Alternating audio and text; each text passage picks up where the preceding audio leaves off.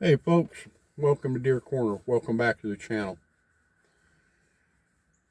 Here at what I call the 4-acre food plot, I'm going to change out the batteries on some cameras. We had some real cold weather, ice and snow, and it wreaked havoc on the batteries. So I'm going to go out and change it and download the chips and take care of that. And that's one thing about a food plot. It's a Deere's grocery store. And I pretty well heard it all about a food plot throughout the years. I'm planting a food plot to get an edge. Well, that's true. That is true. Attract and bring in more deer, improve my deer herd. Yeah, that's true too. That's very much true too.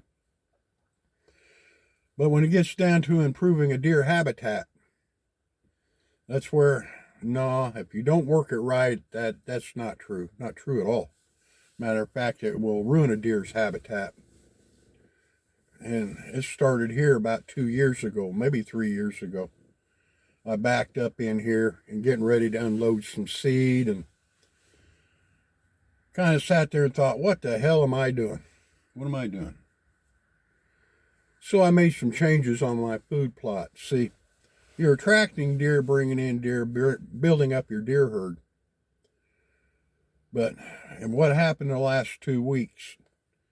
You need more than a food plot. You need a whole lot of browsing material, a whole lot of roughage.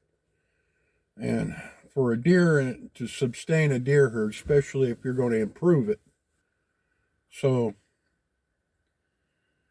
if you're going to increase and maintain a deer herd, you're going to have a lot of roughage, a lot of browsing material, especially what happened in the last 2 weeks. Because if you're increasing your deer herd, you're going to have enough in there for that deer herd to survive. Otherwise, you're going to lose a bunch of deer. And the following year, you're going to decrease your deer herd and wonder what's happened. But I'm going to go ahead and take you out and show you what I got going on and the reason why.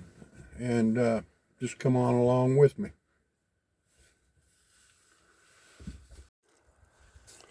Out here walking the edge of this food plot. But there's about 4 acres here. And 2 years ago, I just quit planting it. I just let it grow. I'm going to have to mow it down this spring, getting some trees growing up. But it started January 6th. We got some ice and snow, and about 4 inches. And a few days later, I think on the 10th, we got another 4 inches of snow on top of that. And a lot of people here planting food plots. And on that, they had a food plot with a bunch of snow and ice, about 8 inches of snow and some ice mixed in it. But the deer couldn't get down to their food plot.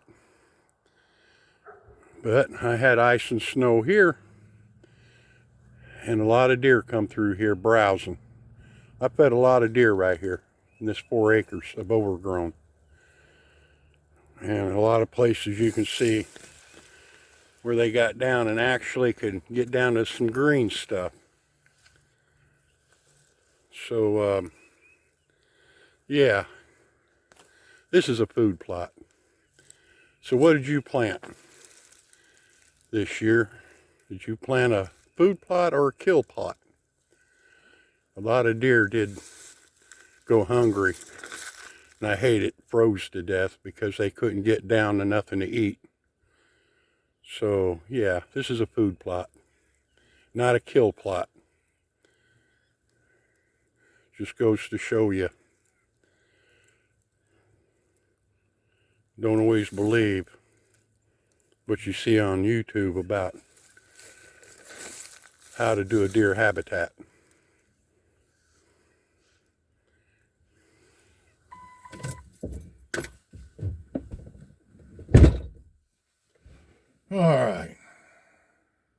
got my downloads, got my things done.